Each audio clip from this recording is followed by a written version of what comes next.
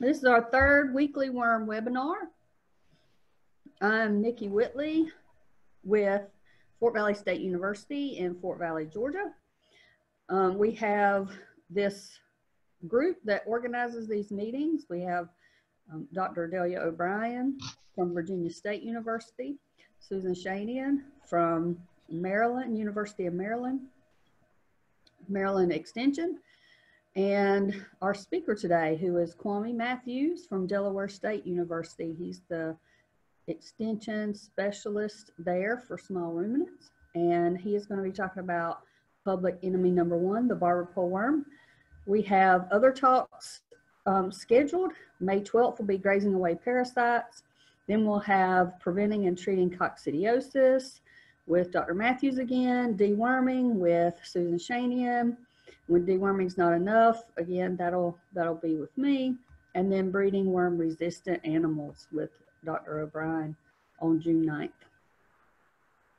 So we will have Dr. Matthews speak for around 30 minutes or so, and then we will take questions.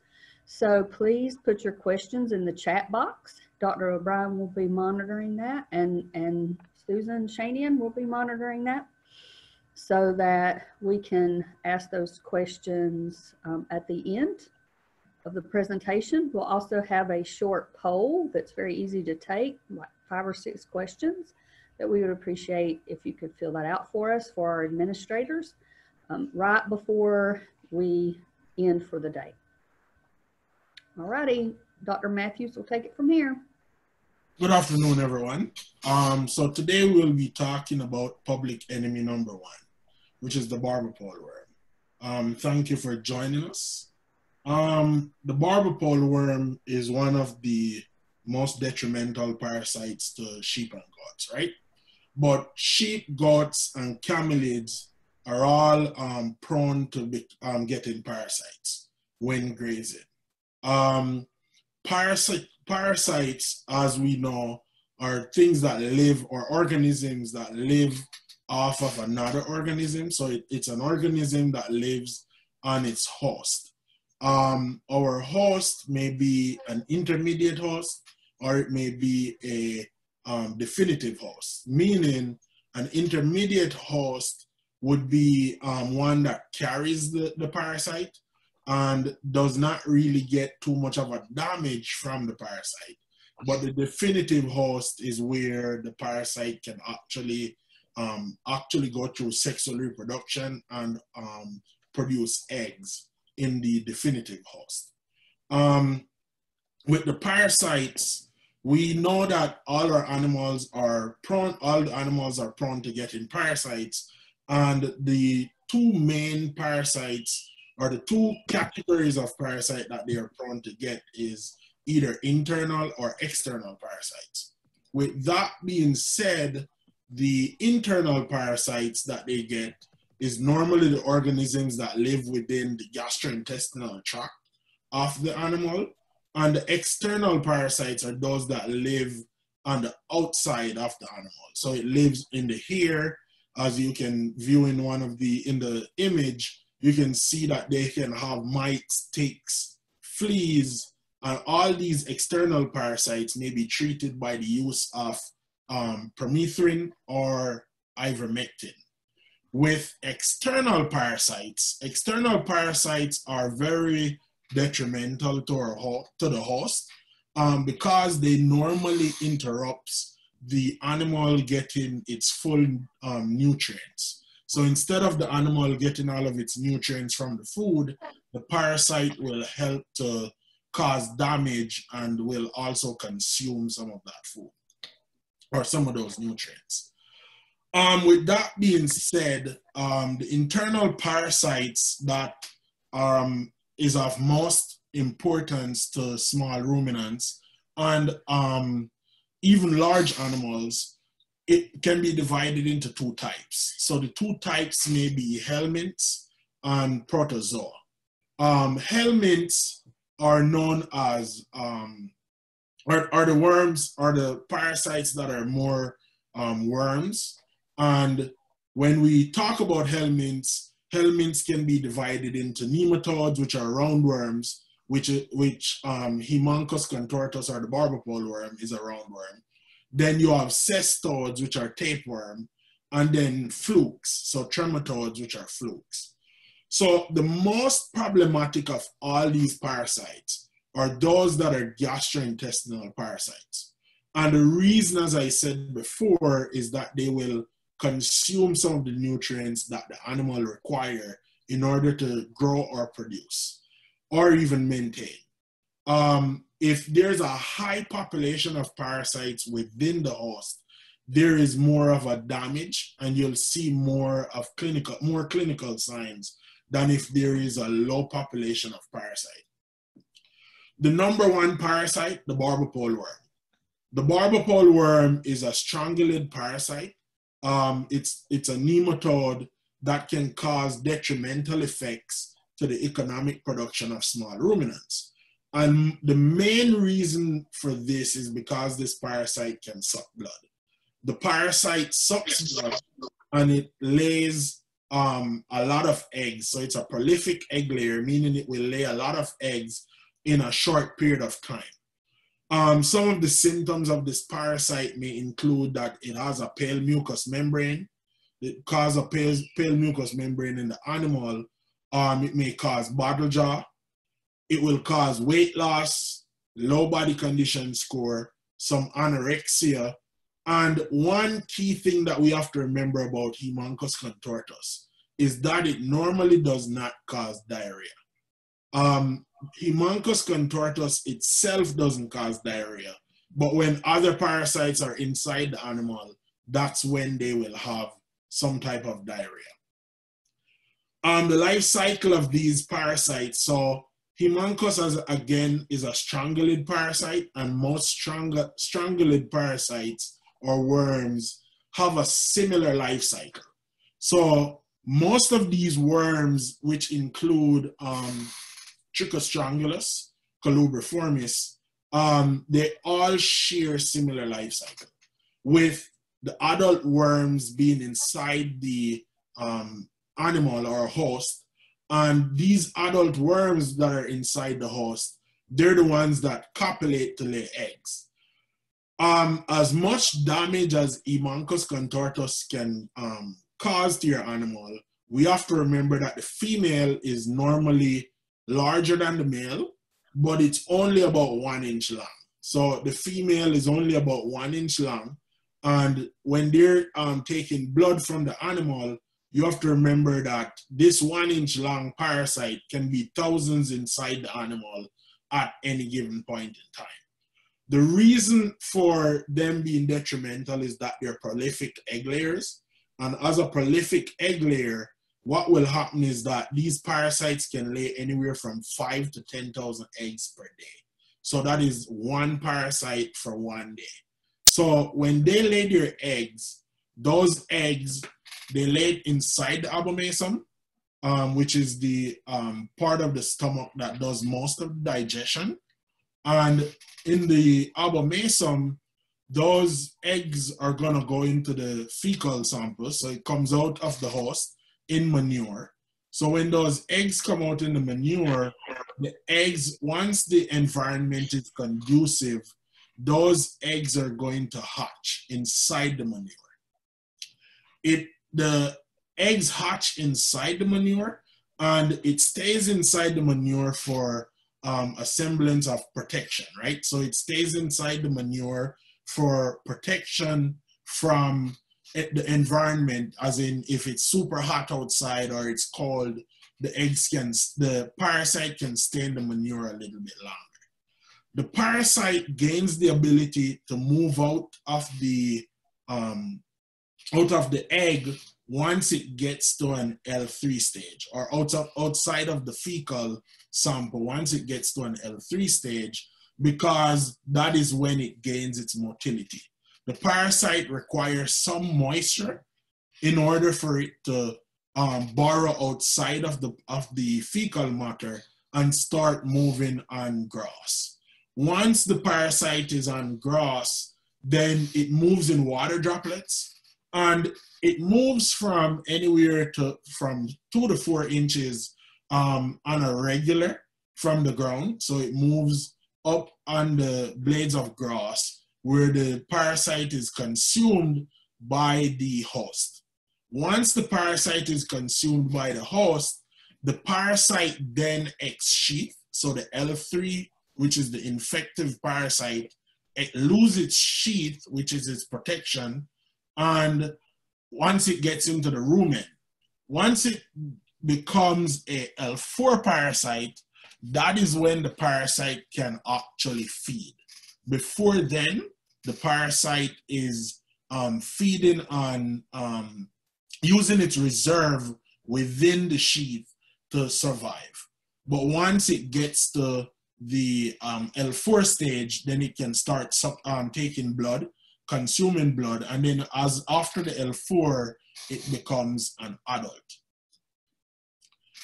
So when the worms are developed, or the worms are going to be developed, the temperatures that it requires is a little bit different based on the environment that it's found in.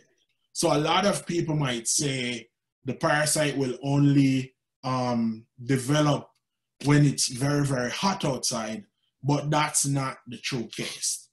The true case is that the parasite can develop from anywhere from 50 to 96 degrees Fahrenheit. The ideal temperature for the development of this parasite is normally from about 68 degrees Fahrenheit to about 86 degrees Fahrenheit.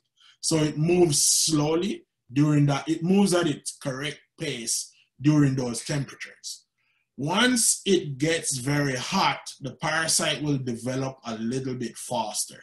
So it won't develop super fast when it's at the ideal temperature, which would be that it takes about 7 days to move from 7 to 10 days to move from an egg to an L3 parasite when the temperature is between 68 to 80 degrees, 86 degrees.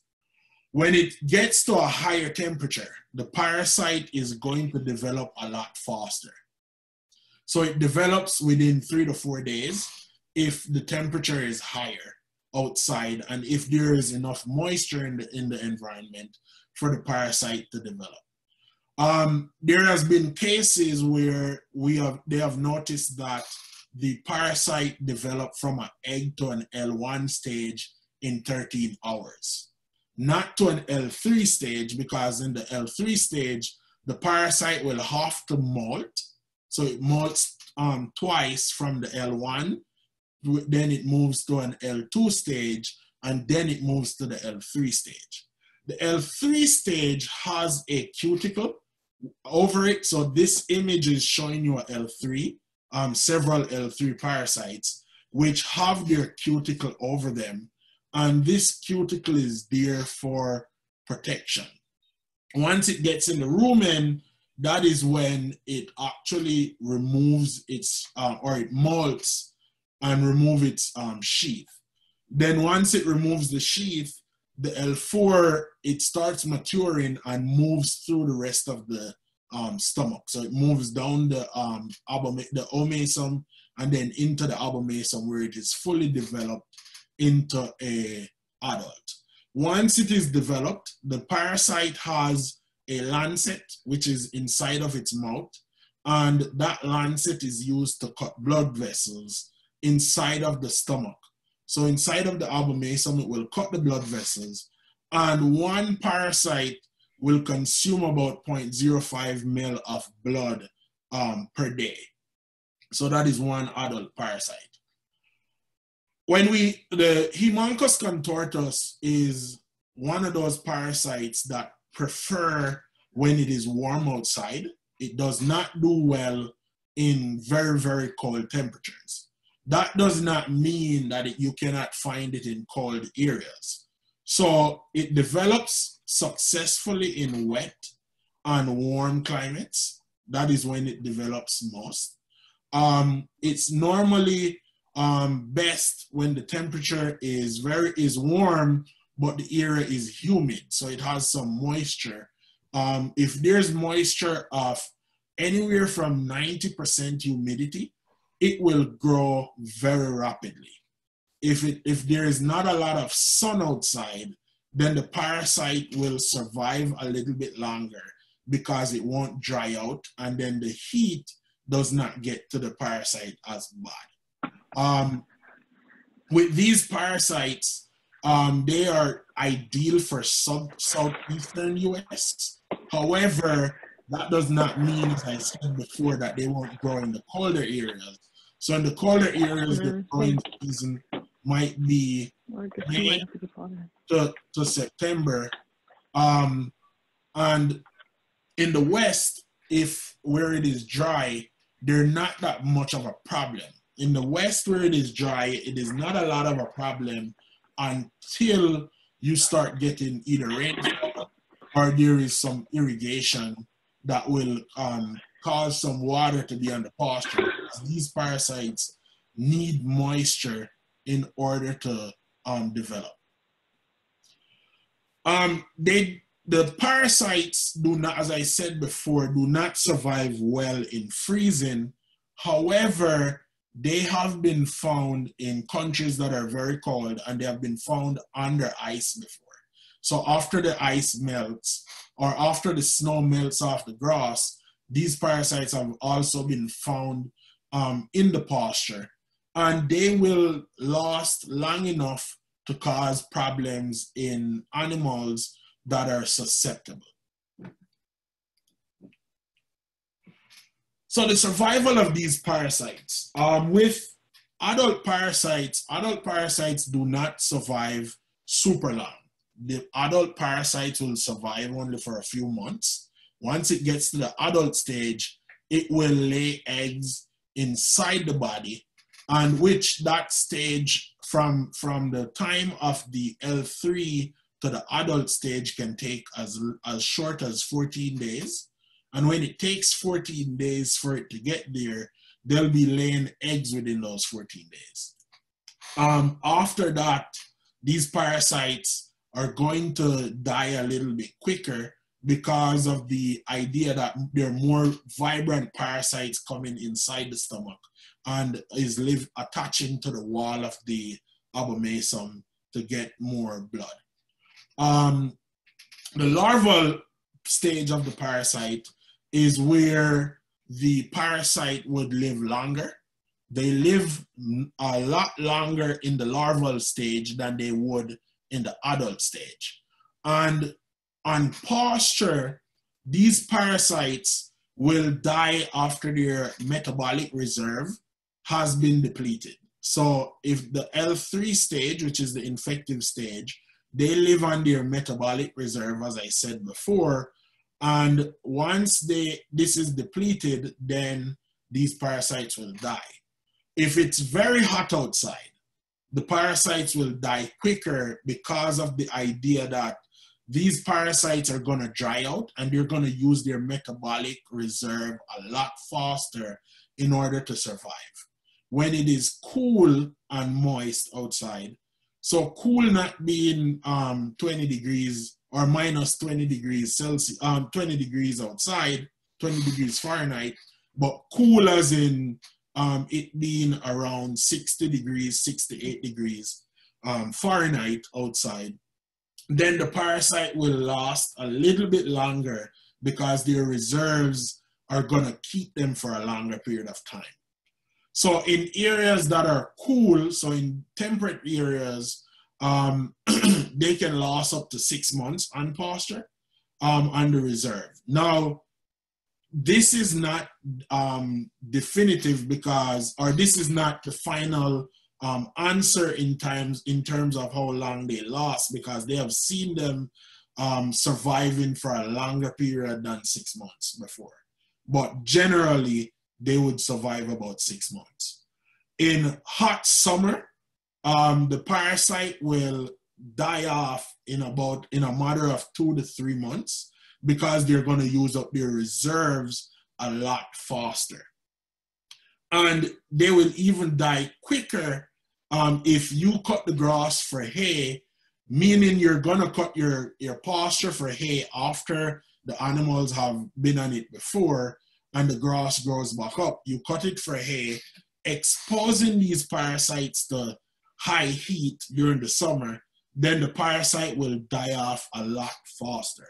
Additionally, if you plow the land and in order for you to reseed it, then the parasite will die after the land is plowed up and they're exposed to the sunlight. So if the fecal matter is broken up, then the L3 is exposed to the sunlight, and once they're exposed to high temperatures, then that is when we will have the parasites dying a lot faster.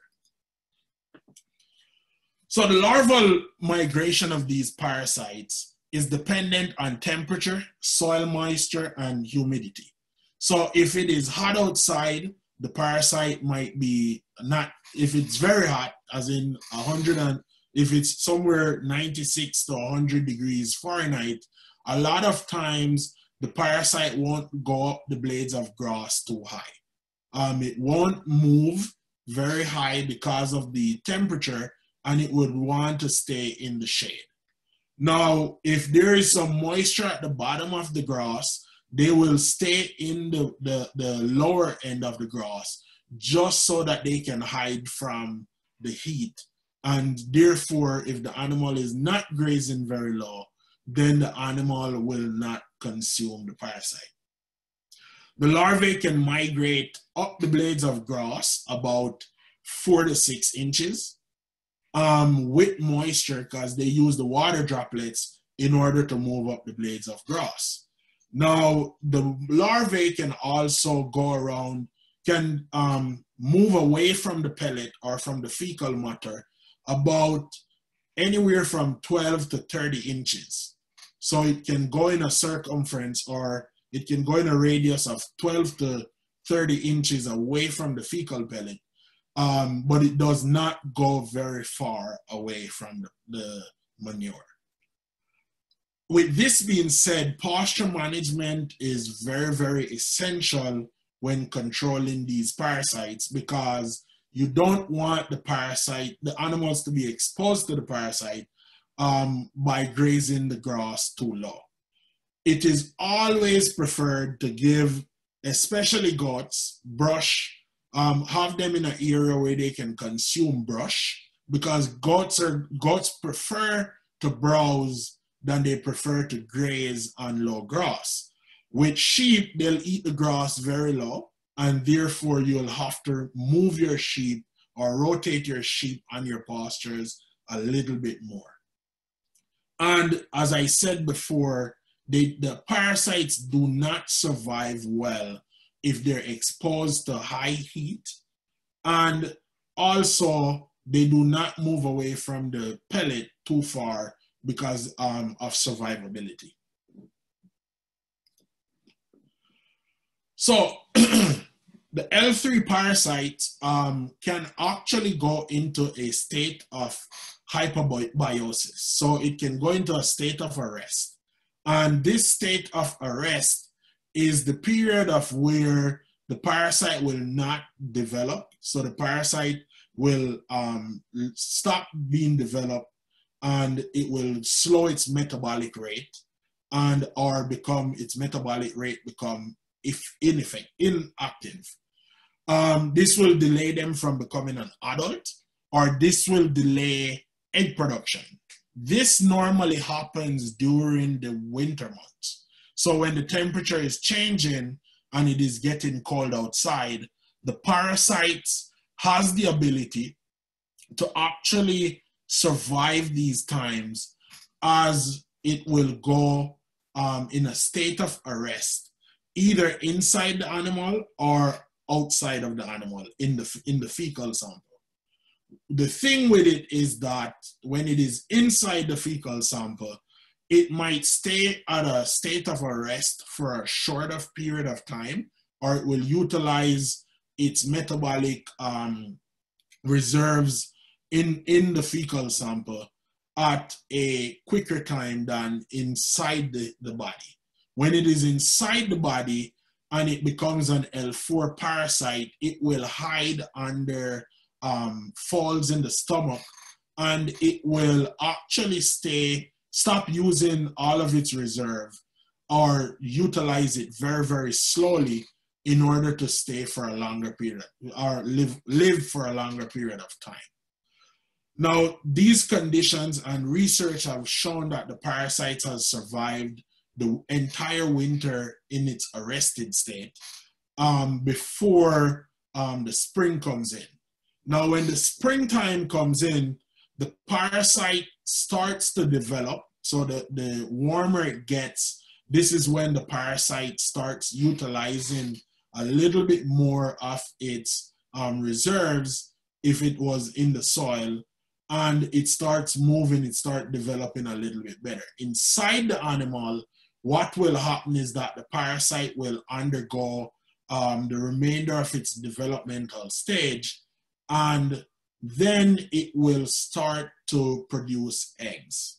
The parasite will produce eggs, and this is where we attribute a lot of higher parasite load to the periparturient egg rise, which Susan had covered for the first webinar that we did, because the parasite will lay all the eggs or majority of their eggs during the end of the winter to the beginning of the spring. And at this point, when it's closer to kidding, that's when they'll contaminate majority of the pastures with these eggs. Now, when they're contaminating these pastures with these eggs, a lot of times what will happen is that because the immune system of the adult animal starts to become weaker because it's pregnant, it will start affecting the mothers a lot quicker, and also the susceptible young ones when they're grazing in the spring. So just a table showing how much blood the parasite would take from an animal in one day. In one day, if the animal has about 50 adult parasites, the animal will lose about 2.5 ml of blood for that day. So if there is about 1,600 parasites inside of the abomasum in any given animal, it is going to lose about 80 ml of blood per day. Now, seeing these parasites lay millions or thousands of eggs per day, of just one parasite lays that much. If the animal is going to have 1,600 worms, adult worms inside of its stomach, you would have to calculate that this animal is going to lay a lot more eggs, because you can multiply that by 5 to 10,000. So that animal is going to lay so much eggs that it will cause a detrimental effect to the animal. Or the parasite is going to lay that much egg that it will cause a detrimental effect to the animal if all these parasites get back into the adult. Now, mechanisms for control has been developed for these parasites, which we all know that you use broad spectrum dewormers. And in the United States, there's only 3 classes of dewormers that are approved for use in small ruminants, which Susan will cover when she talks about how to deworm. These 3 classes of dewormers has been overused and misused for many years, and therefore there is resistance that has been reported against all 3 classes of dewormers. And in cases where there are new dewormers being developed, so in Australia and New Zealand, where they have the Morantel, these dewormers are actually showing signs of resistance already. So even though we develop new drugs, if we're not utilizing the drugs properly, we're going to cause an increase of anthelmintic resistance. And in order to combat using drugs every day. What we have suggested is to use a sustainable integrative parasite management method where you can use management instead of deworming everybody. You manage your animals accordingly and deworm based on selective treatment. So you can utilize the Haemonchus scoring system and the 5-point check in order for you to decide what animals need to be dewormed and when to deworm your animals. With that being said, I'd like to tell you that all of us are a part of the American Consortium for Small Ruminant Parasite Control, and the website wormex.info has a lot of information about parasites, and you are more than welcome to go on that website to find any information, or you can email any one of us in this group and we can give you more information. Thank you. Any questions? Okay, so we're going to start with some of the questions in the chat box. Just a reminder, there's going to be a FAMACHA or parasite, well, FAMACHA and parasite management training on May 7th online. That's hosted by, I believe, Susan Shanian and Nelson Escobar at University of Maryland Eastern Shore. So you can get online FAMACHA training there. All right, so we're going to start with the questions. I have put them in the chat box, or I have put them here. Since we've been using ivermectin, this is for a specific farm, for a number of years, is it likely that a time will come when they will be able to use it again? So if they have been using ivermectin over a period of time? They have not used it for a long period of time, sorry. Oh, so if they have not been using it for a long period of time, it is a potential that it might. However, if you're not getting rid of resistant parasites in your herd, then ivermectin won't be used. Now, research has shown that most research that we have done has shown that there has been resistance to ivermectin on majority of the farms that we have tested, and therefore the probability of using it again by itself might not be anytime in the near future. However, using combination deworming, which Susan will go over, might be your best alternative or your best method. Okay, our next question. What's the temperature range outside the host required for survival? I think you gave us that already. Yeah, I gave you the temperature. So the temperature is anywhere from between 50 to 96 degrees Fahrenheit. The best temperature for the parasite would be anywhere from 68 to 86 degrees Fahrenheit.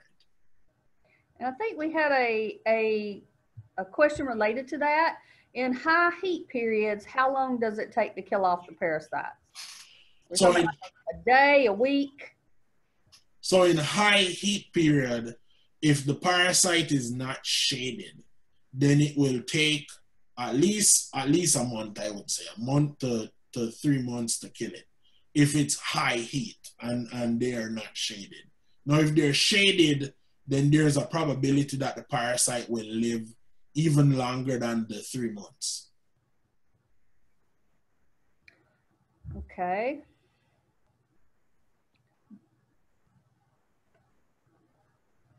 All right, I was trying to find some that were related to that. There was another one about, do they stop developing without moisture? So their development without moisture is going to be a little bit slower.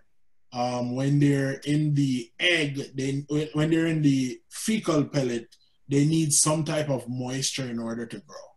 However, their development slows down. And if there is no moisture, eventually they'll start using up the reserves earlier. And at that point, they'll die. So they'll die quicker if there is less moisture. All right. So we had a couple of people indicate that they had 4-month-old lambs or young lambs with scours. And what could that be? You mentioned it's not barber pole, but they're looking and acting okay. Otherwise, we did have a couple of people mentioned maybe taking fecals, talking to their vet and treating as appropriate. We had someone indicate that it could just be the green grass. And then Susan indicated that it could be coccidia. Do you have anything else you might want to add? So it could be all those it could be any other parasite that causes diarrhea. So like Trichostrongylus can cause diarrhea. It could be Astrotargia that causes some diarrhea. But Haemonchus, I would say no, because it doesn't necessarily cause diarrhea. Now, with all the other parasites within the animal with Haemonchus, then you'll have a lot more damage that way, and then they'll have diarrhea. But it's not directly linked to Haemonchus contortus or the barber pole. Okay, so somebody asked about the power microscope view for strongyles, and I believe somebody answered that correctly. A 10x eyepiece and a 10x objective for 100x total, right, Dr. Matthews? Yes. Okay. Is there any benefit to dragging the pasture or allowing cattle to graze behind the sheep? So there is benefits of allowing cattle to graze behind the sheep. If the cattle graze behind the sheep, they will normally consume the L3 if they're hatched on the pasture, and that will reduce the parasite load. Now, if you have your cattle on that field for a good period of time, always remember to have the pasture grow back up at a good, which Dr. Whitley will discuss next week. You want your pastures to grow back up before you put them on the field, before you put the animals back on the field. And in terms of dragging will help some, especially if it is hot outside. If it is very hot outside and not necessarily humid, dragging will help because of the idea that once you break up the fecal pellet and you break up the shaded area for the parasites, then the parasites are going to be exposed to high heat. And once the parasites are exposed to high heat, that sunlight, that high heat is going to cause the parasites to dry out and utilize their metabolic reserves a lot more, causing them to die a lot quicker. So you're saying that it has to break up that little pellet. So if you don't break up the pellet, you would just be rolling the little pellets around and dragging pellets all over the pasture. Right? All over the pasture, meaning spreading it all the way across the pasture, which could be detrimental. So to get the best benefit, you would have to have some way to really break up those little pellets. Yeah. Okay. Let's see. What would be a recommendation if I was to plant something at the perimeter of the pasture for browsing? Something that grows fast but somewhat indestructible. Any ideas? Any ideas of browse that you could plant? Nikki, you want to answer that one? There's not a whole lot that's going to grow fast and be indestructible. There are some things that you could plant, and it depends on the time of the year. You might be able to put something. We used to plant in the cool season. We would plant some oats with some hairy vetch, and the hairy vetch would actually climb the fence lines. And in the spring, when the hairy vetch was still there, the goats would actually browse along that. But of course, that's not indestructible. Indestructible's something totally different. Any type of browse that you have, you're going to have to manage it just as you would pasture, so that you can you can rotate them off of it or they're going to kill it.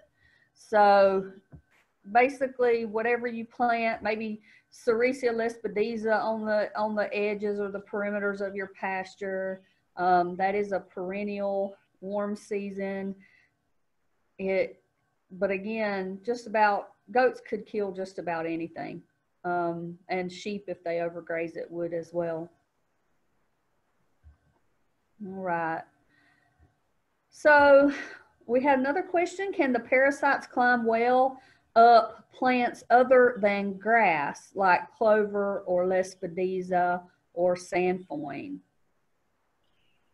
So it can move on plants because it will move on plant material in moisture. Now, it won't go very high, and if it doesn't have a way to attach or it doesn't have moisture on it, then it won't move up the grass at all or move up the clover at all.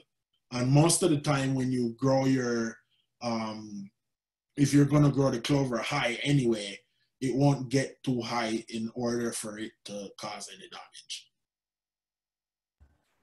So do the stems of the clover or the sandfoin, do the stems impede its movement any? So the stem would probably impede its movement a little bit because of the idea that it's going to move in the moisture a little bit, but not a lot, because of the idea it needs water droplet in order to move. So it moves during the dew. So most of the time when there's dew on the plant, it's going to move.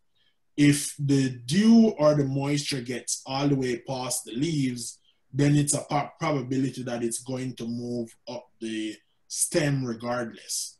Now, if there is no water droplet getting down to where the parasites are, then they won't move up the stem at all. If there's no, but they have to have some moisture to move. And rain will splash them up there too. Yeah, rain will splash them up there. Yeah. Okay. Will breeding in the summer be beneficial to naturally fighting worm loads? So breeding in the summer, having babies in the winter. In the winter, you'll have less worm load, but in the summer, you'll still have the worm load that you would have anyway. In terms of if your pasture has a lot of worms, it's going to just affect the older animals at that point. In the winter time, when you're like Susan discussed in the periparturient egg rise talk, that if you are kidding or lambing in the winter, then you'll have less problems with parasites. But if you're kidding and lambing in the summer or spring, then you'll have more problems with parasites. All right, we have a question about alpacas with very poor pasture. Does this increase the risk for worms? So would it maybe be beneficial to confine their animals to the dry lot for the summer? Yes, if you have, when you say poor pasture, is it poor pasture as the grass is growing bad, or is it a situation where you're overstocking the pasture? In most cases, if you're overstocking, then it is better for you to have them on dry lot. We don't recommend that you overstock any pasture at all or any area. However, it is best you have them on dry lot to prevent the barber pole. But on the dry lot, you can have coccidia issues. So that is going to be a different situation if you're overstocking anyway. Now, if the pasture is not growing, if the pasture is not growing very high, then the parasite is gonna always be a problem, because the parasite can move up the blade of grass. And once it's moving up the blades of grass, then the animal is gonna always be eating low. So it will always be a problem then. Okay. So we had a question about bioworma, and we will have a bioworma presentation on Wednesday, May 13th at 7 p.m. Eastern Standard Time. That is a link in the chat box for registration for that presentation. There have been U.S. studies, but we'll let Chris Lawler, the manufacturer representative, talked to that on the 13th, unless Kwame has anything to add. No, we can let him answer. Do animals have any natural defense against these worms, and how can we enhance those defenses? I believe that some of that will be covered in our genetic selection workshop, but Dr. Matthews, if you want to briefly. Yeah, so a lot, as Nikki says, a lot of that will be covered in the genetic selection one. However, yes, the animal's immune system, or the animals can utilize their immune system to get rid of the parasites. So from an immunological standpoint, the parasite in some species of animals will be suppressed by the resistant species of animals. So some goats and or sheep has natural resistance to these parasites that will prevent the parasite from developing and or causing any detrimental effect. And at that point, they will shed the parasite. So if you notice you have an animal that is resistant, we always recommend that you breed those animals into your herd than to utilize animals that are always susceptible to the parasite. Nutrition also plays a role in keeping the parasite load down, because nutrition helps to develop or enhance your immune system or the animal's immune system. And once the animal immune system is working efficiently, then it will help to get rid of these parasites. Okay, so we have a question about ducks being useful to remove barber pole worms from manure. So we have never done any research on that using ducks. I know people have used chickens before, or have been trying to use chickens to see if the chickens will break up the eggs on the pasture.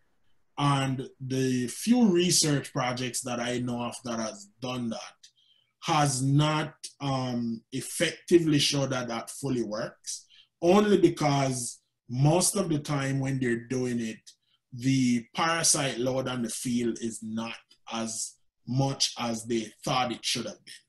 And when they use chickens, it breaks up the manure, exposing the parasites to the high temperatures, which would kill the parasites. But none of these studies actually did a collection of manure or collection of parasite load on the pasture itself. And the goats that they had on the pasture, they weren't very, they were not in having high fecal egg counts, or they were not having high loads in the beginning of the study. Okay, so again, you're saying that as long as they break up the pellet, if they don't actually break up the pellet, then they're just scattering the pellets around again and reinfecting the pasture all over. Yeah. So it all is key on breaking up that pellet so that those L1 and L2s in there are inhibited from growing further, right? Yes. So if you don't see a lot of strongyloids or strongyle eggs on the slides when you're doing a fecal, is it safe to assume that you're not seeing barber pole because they're such prolific egg layers? So you might have a low egg count, and at that point, you might have to use a different technique that has been developed for low egg count. That doesn't mean they're not there at all, but they're just in low numbers. Also, what about the L4s? Do they lay eggs? And the L4s don't lay eggs. So the L4s are not at the reproductive stage as yet. So with the L4s being inside the stomach, then the L4s can consume some blood, but they won't be laying any eggs. So at that point, you won't be seeing anything. But later on, when they develop, that is when they actually lay their eggs. And at that point, that's when. So that's why in the arrested stage, in the wintertime, you think they have no Haemonchus at all if you do a fecal egg count most times, because of the idea that they're just chilling out, waiting for the time to grow, to finish their development at the L4 stage. When they're in the L4 stage and drinking, they're slowly consuming, they're not utilizing a lot of nutrients. But as soon as they develop to an adult stage, they start developing eggs or laying eggs. And you were saying, if you want to know, you can, were you saying use a culture to determine what worms you have? Yes, if you use a culture, you can determine which worms you have. So a culture, meaning that you'll hatch the eggs. And once the eggs are hatched, then you can differentiate which parasite load that you have. You'll have Haemonchus contortus, you may have Astrotargia, you may have Strongylus, but we can differentiate at the 3rd stage larvae, but not at the egg level either. Wow. Okay, so should you always use one from 3 different classes of dewormers if you feel an animal needs to be dewormed? I think Susan will go over this when she talks about deworming, but Dr. Matthews, if you want to briefly. So we have recommended that you use the 3 classes, at 1 from each class, because it limits the amount of resistance that is developed, because it kills more parasite when you do that. But you use the most potent drug from each class when you're doing the deworming. But as Dr. Whitley says, Susan will go over it in detail next week. Okay. We're getting close to the end of the presentation. We're going to finish answering questions, but Susan, do you think we could do the poll now before people start to have to leave for other engagements? So again, please, if you don't mind, please do the poll for us, and we'll keep answering questions. Do you see the poll? Yes, we can see. Oh, okay. Okay, thank you. All right, so when treating animals with high loads of barber pole worm or other roundworms, are there any supplements that you'd recommend to help animals restore lost blood supply?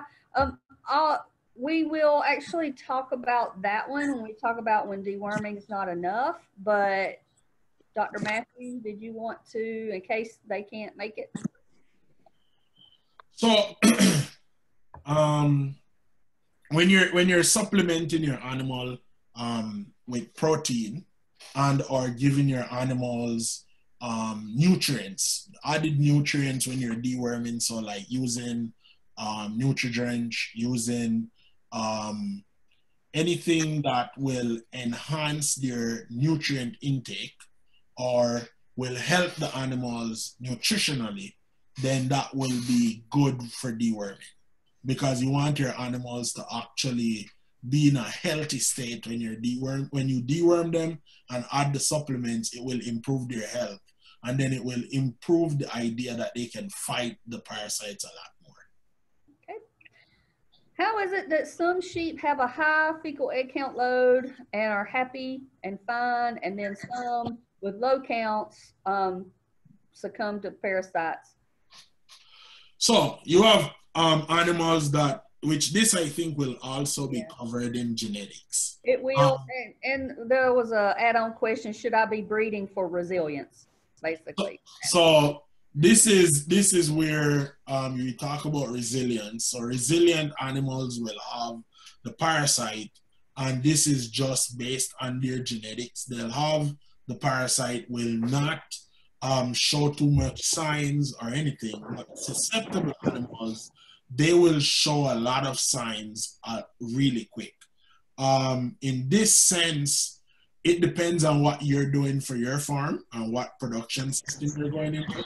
I know Dr. Whitley, Dr. Brian, and Susan might have different opinions on these things, but when I look at it, if you're going into a production system and your animals are not being harmed, you're not deworming your animals, then you would have to do the best, what's best for you.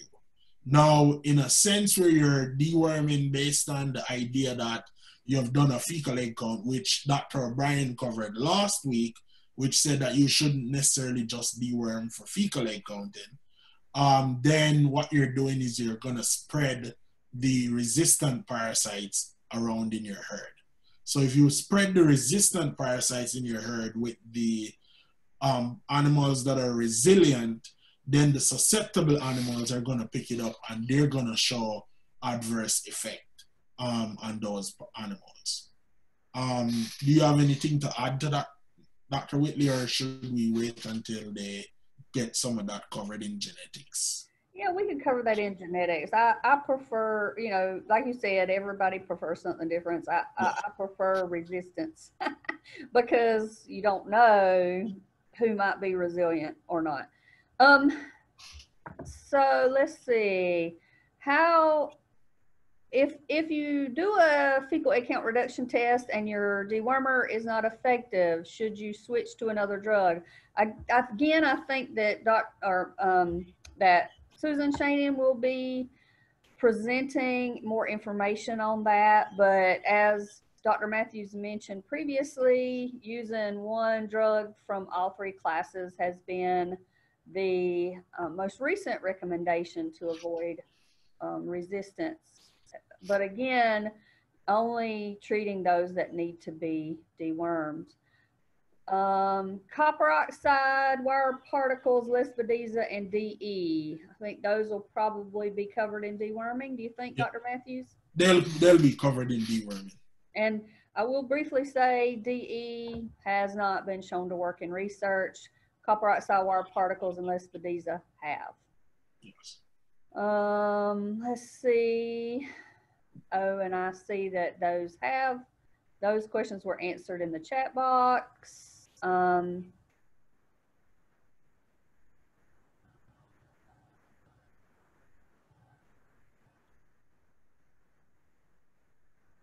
not exactly sure what that question. Why do we not do occult blood studies in feces such as we do in humans to look for GI bleeding? I think because basically we can use FOMACHA and look at their eyelid color scoring and determine if they have Barber pole worm. Sorry for answering that for you, Dr. Matthews. No, that's fine. Should you just deworm all young animals or use FOMACHA 5-point check? Use FOMACHA and 5-point check. You never just deworm just to deworm. Since the larva can go into hypobiosis through the winter and many outside the body will die in the environment through the cold winter months, would it be prudent to deworm heading into winter to cure the ones that have arrested their development internally? So I wouldn't recommend that you do that. And the reason being, again, you don't deworm just to deworm, you deworm if there are signs. The other thing is, when they're arrested, that means they're gonna consume less. They're gonna actually not metabolize at a high rate anymore. So in that sense, what you might be doing is giving them sublethal doses. So you're giving them enough drug that they can consume the drug, but not kill them. So just like we have vaccines that we get for or we're vaccinated for different things, we only get a small dosage. And when you get a small dosage of the bacteria or virus, then your body will develop immunity to it. So that's the same reason why resistance is a big developmental thing, especially with the barber pole worm, because of their prolificacy with laying eggs, and also the idea that they can actually, their genetic modification is so rapid that they can modify really quick enough for them to become resistant. So I wouldn't recommend you deworm just to deworm in any case at all. Okay, I'm trying to find where I left off. I scrolled down. Ooh.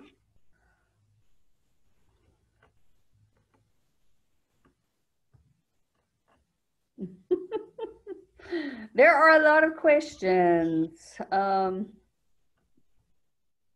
I've gotten lost in my trying to find out which ones had already been answered or not.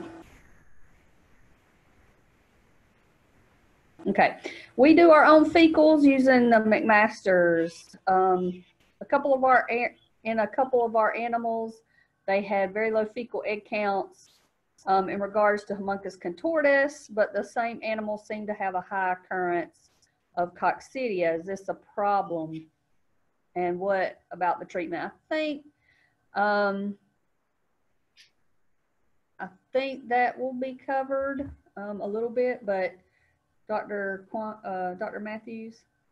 So, with regards to them having high loads of coccidia, that's different from the barber pole worm. So, yes, we will cover it in coccidia, and at that point, we will cover treatment as far as there is no drugs approved for use in sheep and goats at the current moment for treatment. However, with veterinary with a veterinary clientele privilege, they'll allow you to use some of those drugs. With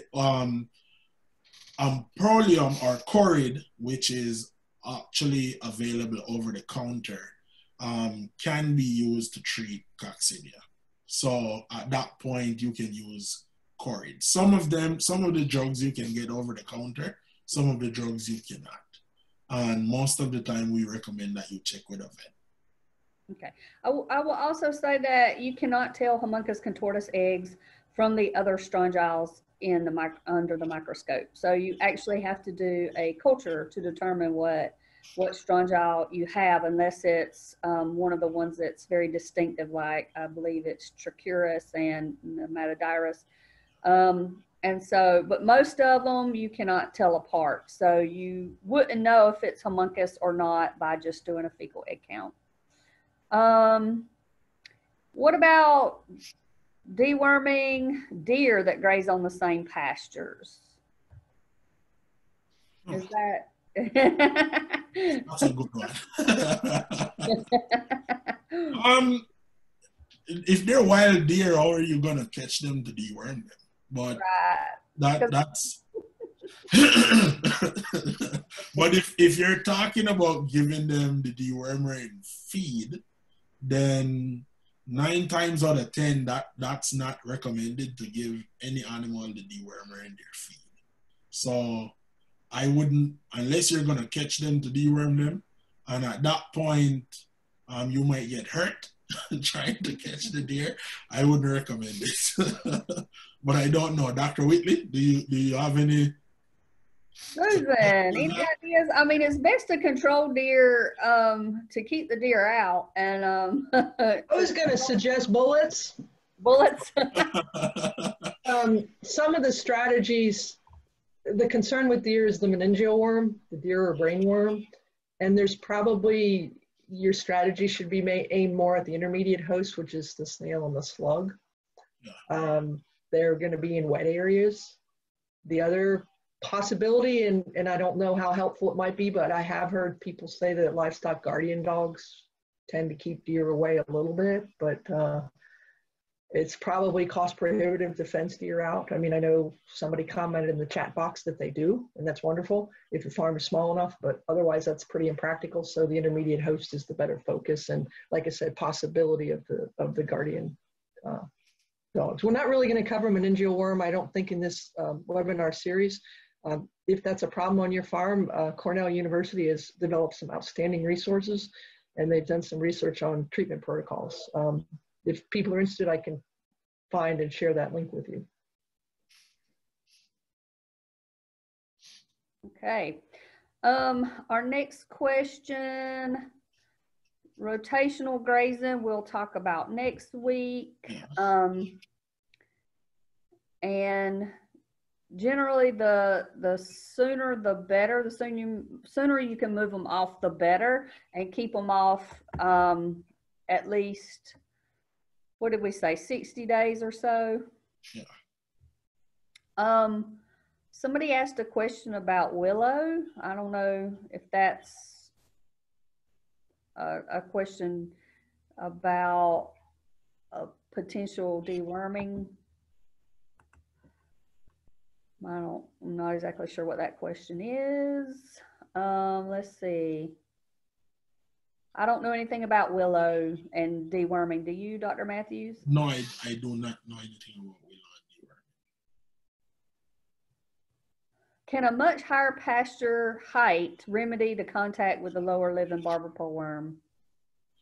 So if the pasture is high, then yes, it will limit the level. But you have to still think about the idea that animals, so I can use our farm at the university for an example.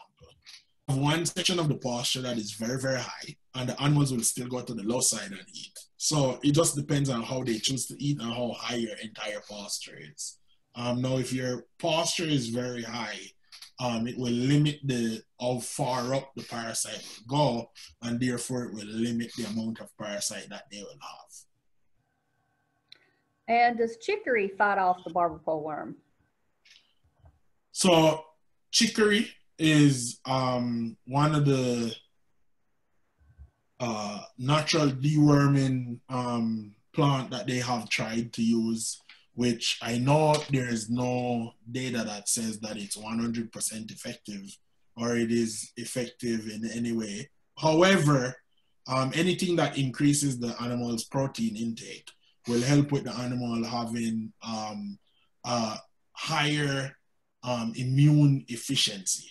Immunoefficiency meaning it's going to improve its immune system, which is going to help to limit the parasite load inside the animal. So chicory might indirectly help, but it's not necessarily going to say, yes, give it chicory all day and it will decrease the parasite load. And somebody asked about the perennial, I believe they were asking about Sericea lespedeza that I mentioned is a perennial warm season legume that grows well in acid soils and has condensed tannins. And I believe Susan may talk more about that when we talk about deworming. If not, I'll probably talk about that in pastures as well. And let's see.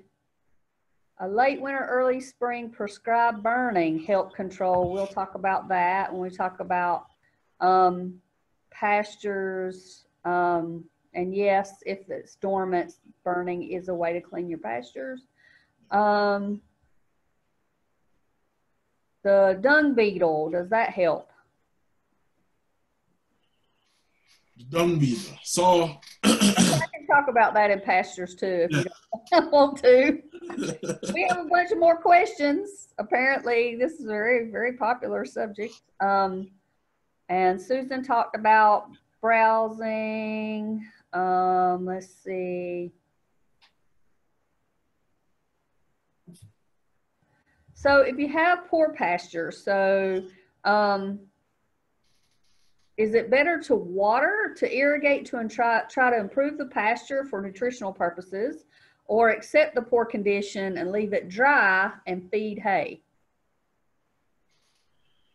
So if the pasture is poor, which Nikki is going to cover all the pasture stuff anyway, or Dr. Whitley is going to cover all the pasture stuff. But if the pasture is poor, as in very, very, very bad, and you try to establish grass growing in the pasture and it's not working, then I would recommend feeding hay. Now, if you're feeding hay to animals is cheaper than you watering the pasture, then you feed the hay. And then also, if you think about the idea of watering the pasture that is there to improve the nutritional content or to have the grass grow a little bit higher, if you don't have barber pole worm issues now, you're going to have barber pole worm issues then. Only because you're going to make the pasture wet enough where the parasite is going to grow a lot quicker. It is going to grow, because it's going to, one, have some shade now, and two, it is going to have that moisture required for it to grow, go through the developmental stages. And then at that point, the parasite load is going to become a little bit higher. Okay. So there's a question about waiting for the dew to dry. That's actually a common in Jamaica when I was there visiting. They would sometimes put the animals up at night so the dew will dry. Yeah.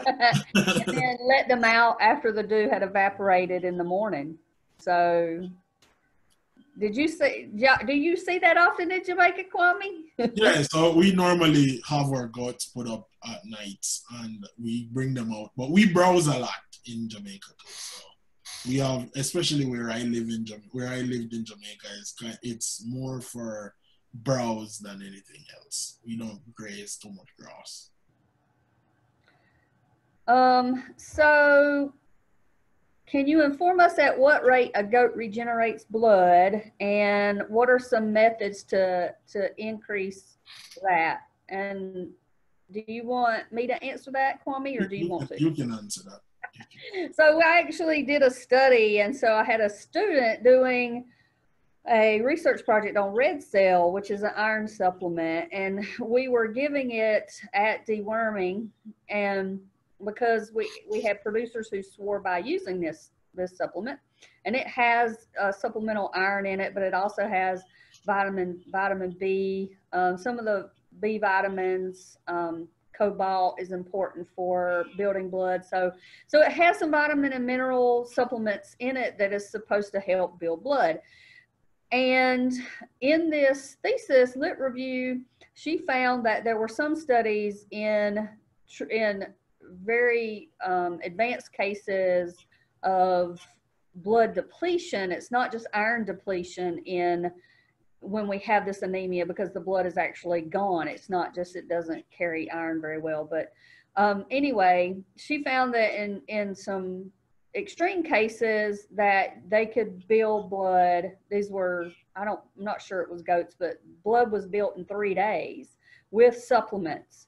However, it normally takes at least a week, like 7 days. And if you're looking at Haemonchus score, it takes a week or 2 to actually see an improvement of 1 Haemonchus score. So without supplementation, with some of your nutrients, and like Dr. Matthews said, good high quality proteins, especially bypass proteins, you may not see as fast a recovery. But again, a week to 2 generally is what it's going to take.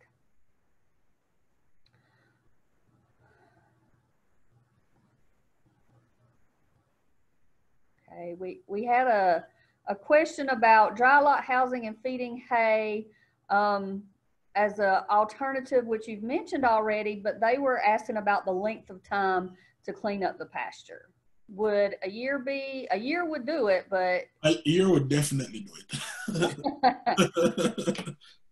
a year would do it. And if it's in the summertime or in the grazing period, so during the grazing period, if you cut your grass for hay and you harvest the hay off the pasture, leaving the field for a longer period of time, at least about 3 months, then it will clean it off too in the summer months, because of the heat that is actually going to get to the pasture. And that hay, when you cut for hay, you cut the grass very low, removing all the shade that the parasite would have, and it will cause it to get to, the heat will kill it, will cause it to die. Okay.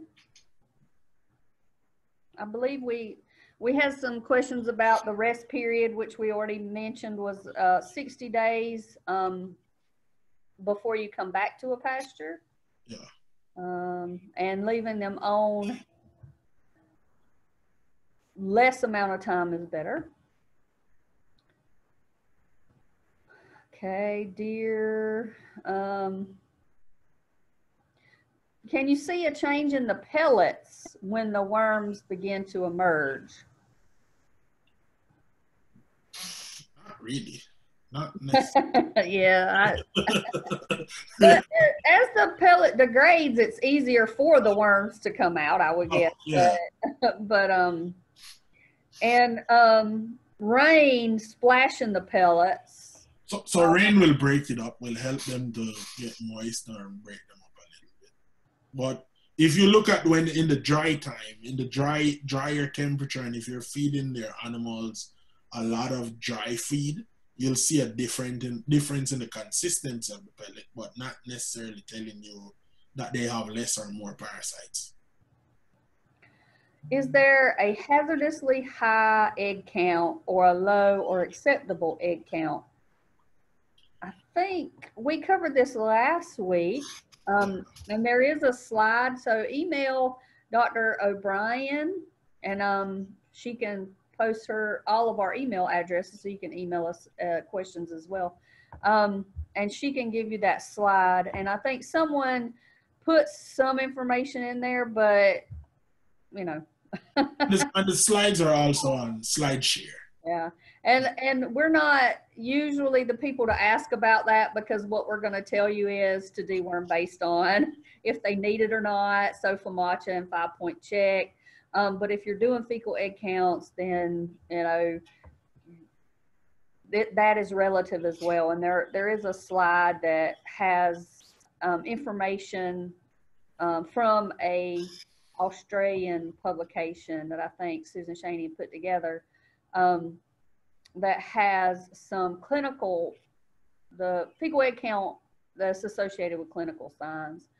We'll talk about pastures again. We're going to do that next week, and so we won't talk about those that are related to that. There's another one about fecal egg count. Is there a method on a farm to examine forage for larval load? Yes. Yes, I can talk about that next week if you want. There is a method, and I know Nikki will go in detail on that. Well, I mean, I mean, or you didn't plan. I probably won't go in detail, but there is, you have to cut the forage, wash it, and then look at the larva, basically. But a traditional method would basically to be fecal egg counts in your animals, because they're going to tell you if they're pooping a lot of worms out.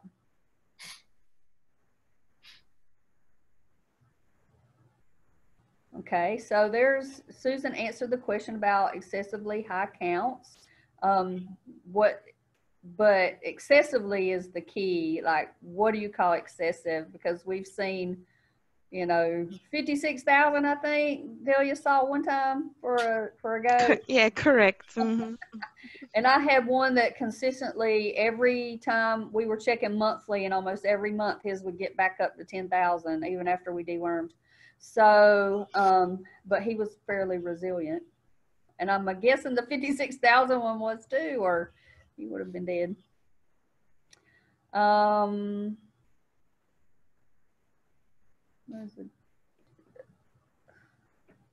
There's not really, like I said, people want an exact number, but there's really not a threshold that we would usually recommend, but there are some for, like I said, Dr. O'Brien has that chart for you if you want to email her. If you want to break the cycle and you deworm the high load animals, does keeping them off the pasture help at that point to keep them from depositing onto the pasture? And if yes, for how long? So how long after you deworm does it take for the fecal egg count for the eggs that were in there to be gone? So most of the time when you deworm, you'll see a difference after about 14 days. You'll see drastic difference, but different dewormers are different. So some dewormers will stick around a little bit longer. Some will take a longer time to work. Some you'll see a difference in 7 days, and some you'll see a difference in 14 days. Now, if you're gonna, when I deworm an animal, we keep them up for a period of time if we want them to shed most of the parasites. So we keep them up for about 21 to 30 days. But we have the space to do that, and we have a lot of areas that we can move them to, and concrete to do that. So they'll shed the parasite inside the barn, and then we'll put them on pasture after. But that's normally when we get them from somebody else and we're quarantining, we'll do that. Yeah. But apart from that, they normally, you're saying. So it's not really, I mean, after you deworm, unless you've really gotten rid of them, that's it's not a recommendation for like Dr. Matthews said, yes, if they're new animals, but it's not a recommendation for typical deworming protocols to keep them up anymore. However, if you come to our bioworma talk, one of the ideas of use for bioworma is for handling those type of situations, because you have to remember, if you deworm animals, and all that's left in that animal is going to be whatever's resistant to what you dewormed with. So if you can totally get rid of those before you put them back out, and it may take longer using bioworma, that might be a useful thing to do. But what we normally say for consistently high load animals that you always have to deworm, is don't keep them in the breeding herd. Yeah. All those animals. Okay. Right. So yeah, there's a whole bunch of information about fecals.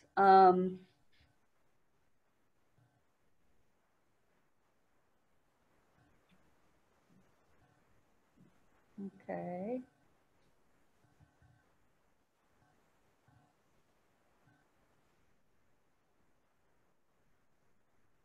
So let's see.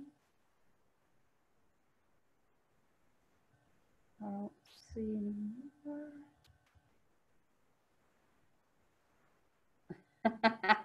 So we had a question of why vets are still recommending that we use fecals. So if we're saying not to use fecals, but we're not saying like not to use fecals at all whatsoever. And obviously you would work with your vet, because the vet is going to want to do a fecal to determine if that's really the problem, because there could be a whole lot of reasons that your animals are sick, and they want to confirm that that is what it is. We're saying don't use fecals as the only method to determine if you treat an animal or not. And, you know, we use fecals for determining the genetic susceptibility, basically to help determine selection of animals for resistance to parasites. So we're not saying don't use fecals at all. Obviously, we use fecals a lot. We're just saying that we don't use fecals as the only method for deworming, because not everybody can use a fecal. So we teach FAMACHA and the 5-point check to determine if an animal needs to be dewormed, which is much easier than doing a fecal, and cheaper if you have to pay somebody $10 or $20. I even heard of one vet charging $45 for a fecal sample. And if you have a fecal done, remember that I had a client who told me that his vet only charged him $10 or $15 for the fecal, but it was $60 for the consultation to evaluate the results of that fecal. So if you're going to do a fecal with a vet, make sure you ask them all of the costs ahead of time before you do that. So the Lyme on the field, Dr. Matthews, you indicated how long it takes for the larva to develop and come out of the poop. And they're not all developing at the same stage, right? Yeah, they're not. So they're not developing all at the same stage, which will cause, that is why we always have some parasites on the field, because of the idea that you have some eggs that were just released this morning, and you have some that were released later. So they're all at different developmental stage. And at different developmental stage, meaning the animals that are grazing now might have some L3s on the field that they're consuming. However, if you can expose those L3, then 9 times out of 10, they're going to utilize their reserves faster as those L3s. Meanwhile, the other one, the L2s, if they're not broken up out of the fecal sample, they're going to slow down their development, which is going to cause them to develop a little bit later. So, right.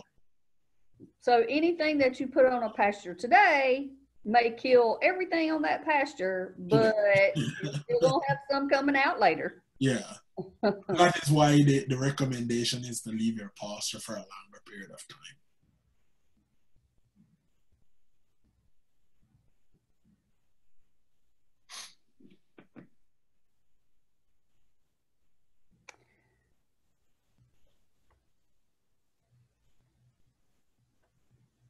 Okay, I'm scrolling through our chat box. It looks like we're getting down to, oh, so somebody asked about willow as an indestructible plant for browse, but we don't know anything. We haven't seen any research on that, and I don't know that anything would be indestructible. Goats can kill just about anything. They can take down pine trees, debarking it. So if you can't rotate and get them off of it, they took out some kudzu, and that's hard to do. Let's see. Ohio State's done some work with chicory. Let's see.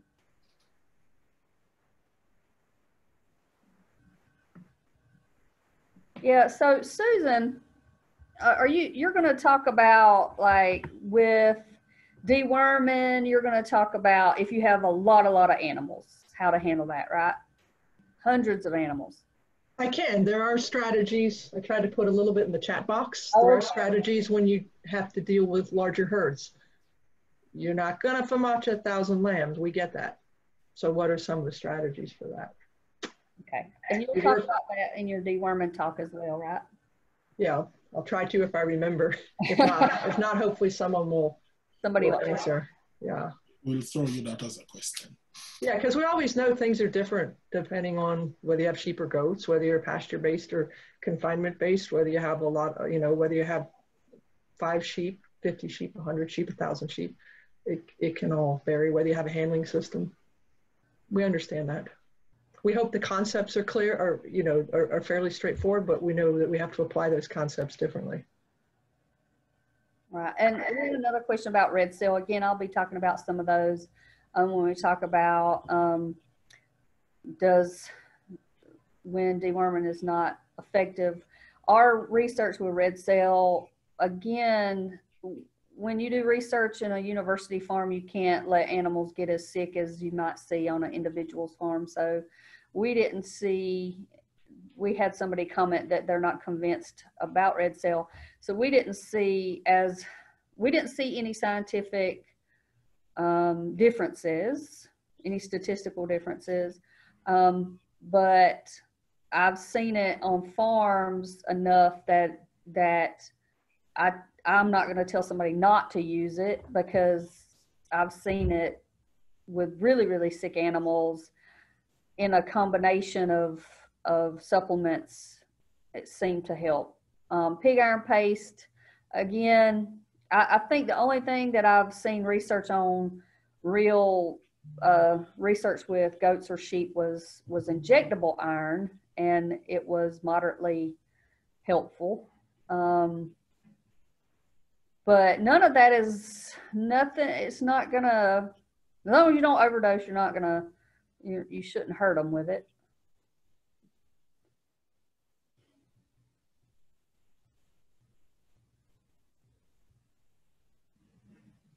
So, we had some more questions about fecals, and I think Susan has been answering those in the chat box. We've gotten a lot of questions about fecals, and some of it may seem contradictory to what you read or what you heard. We've been doing fecal A counts in livestock for decades and decades. And it was really the only measure we had of parasites when you think about it. But now we've got these new systems and they're research-based. They're not just people saying, hey, I think this will work. The Haemonchus system was developed in South Africa with a lot of research behind it. It was then validated for goats.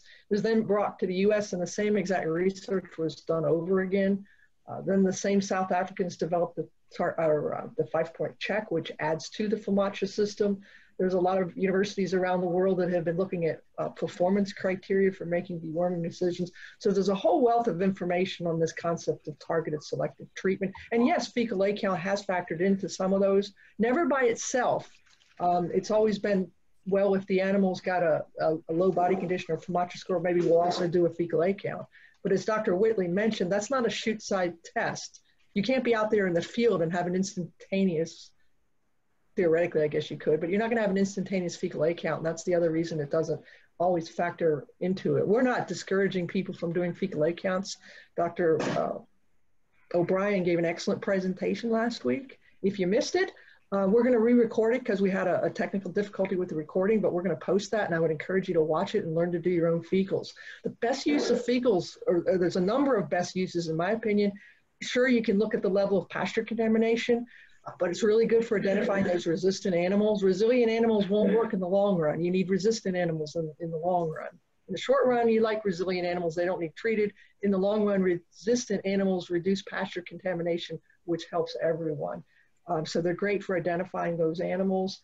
They're also the primary means that we determine whether or not a drug worked. Did it work in that individual animal I treated, but more specifically, are those dewormers working on my farm? And when we combine fecal A counts with some of these other criteria, it just adds to the information that we have. If you want to know if an animal needs dewormed, if you're in a barber pole worm area, look at the Haemonchus score, look at the body condition score. If you're in an area where you have the worms that cause scours, like coccidia, like the other worms, then look at the fecal soiling. So look at a combination of things, never just one thing.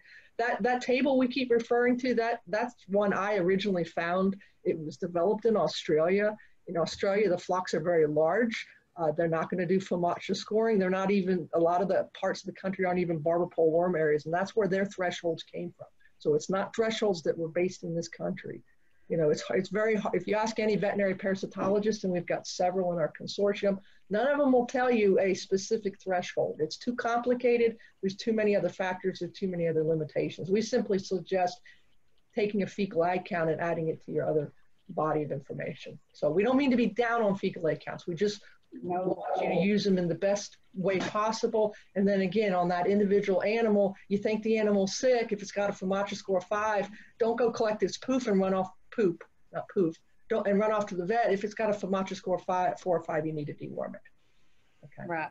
And you know, it's helpful if you do a fecal egg count, you can have them culture it, determine what larvae, what worms you have. Although if you're treating for Haemonchus, you're going to treat for your other ones anyway.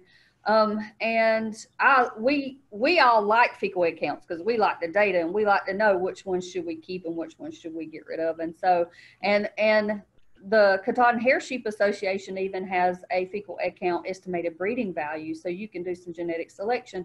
And again, Dr. O'Brien is going to talk about those kind of things when she talks about genetic selection. We had a question on hide color, whether hide color makes a difference to resistance or resilience. I haven't seen any research on that.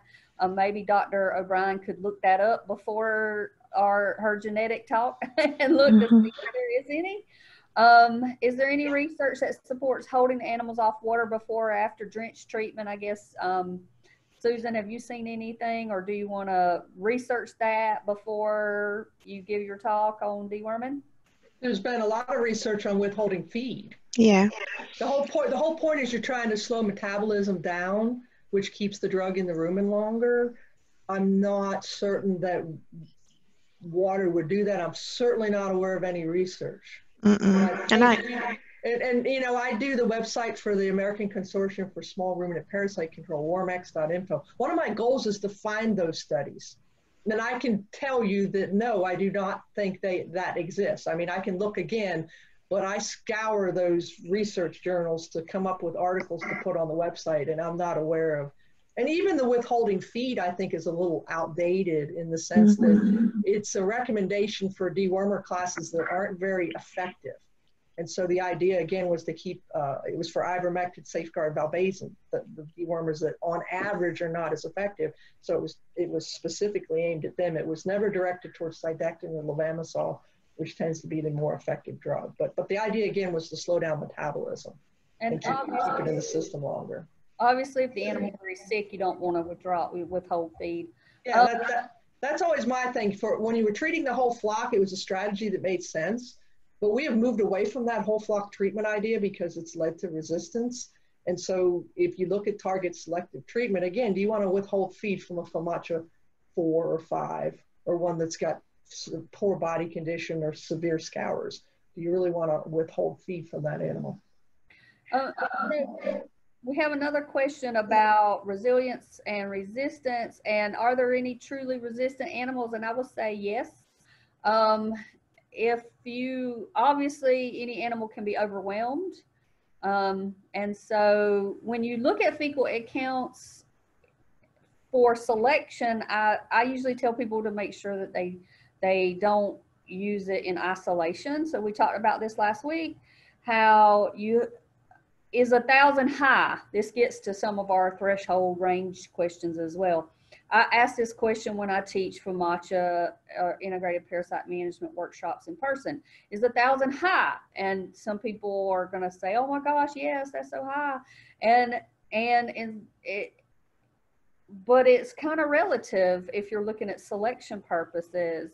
So I've taken fecal egg counts, and I've had animals that were only 1,000, and everybody else in the pen was 5,000. So that animal is actually better off than the others. So 1,000 is not, but if everybody else is 500 and that one's 1,000, then obviously that's not a good count. So it's relative. You can't take just one animal's fecal egg count and make a selection, genetic selection decision using just one fecal egg count. Also, the time of the year, other situations can impact that. Resilience means that they can carry a high load and not show any effects of that high fecal egg count. And another example of our genetic selection thing is I actually was taking fecal egg counts from our buck pen and had a buck that, again, I told you guys earlier, 10,000 eggs per gram every time we tested every 30 days. He never looked like it. He was resilient. He maybe his hair coat would look a little rougher. But he was still the biggest buck in that pen. And in that same pen was a buck grazing the same pasture that only had, his highest count was 500. So obviously a more parasite resistant buck. They were both Spanish. They were different lines. There's more variation within breeds, or just as much as there is between breeds, for fecal egg counts and therefore resistance and resilience. But it is hereditary, so that's why we say, and again, I'm getting into Dr. O'Brien's talk, I'm sorry. So, and they may have put some stuff in the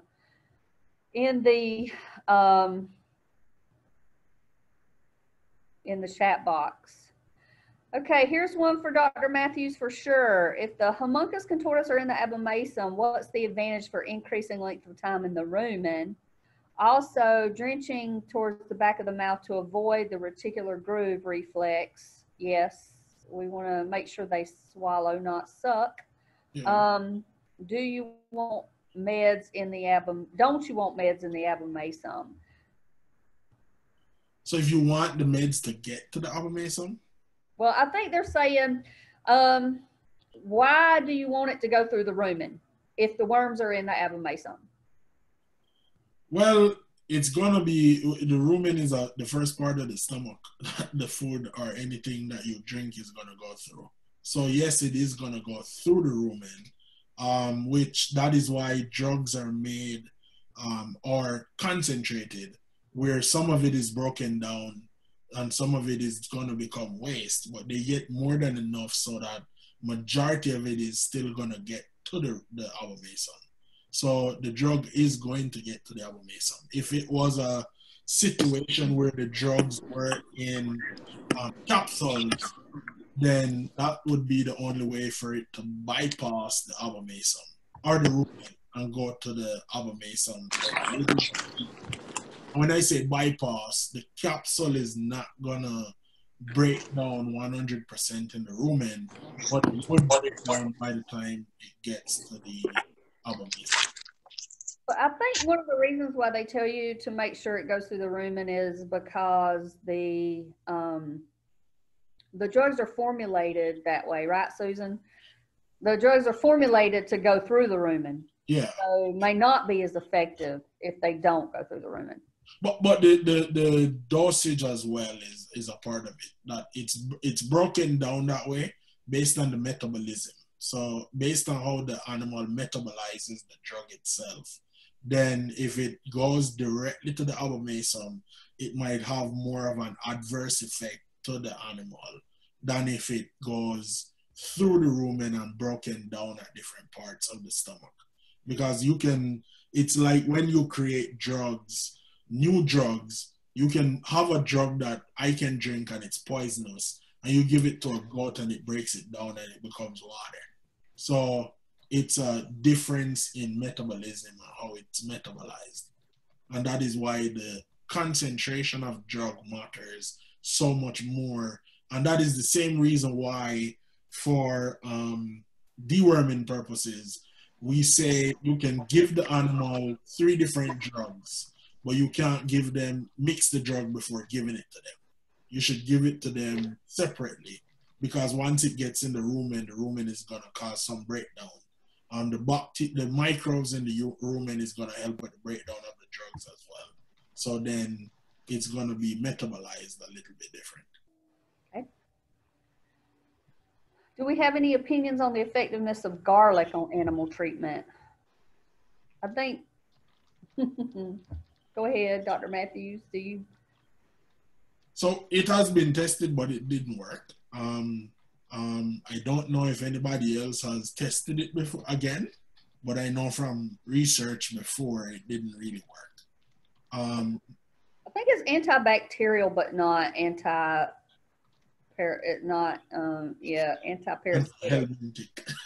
Helminthic. Yeah.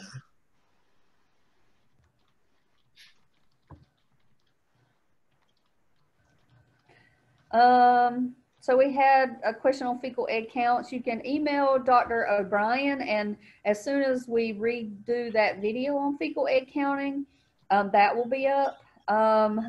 Dr. Ann Zajac has a video on how to do fecal egg counts using the McMaster slide on the University of Rhode Island URI website as well. So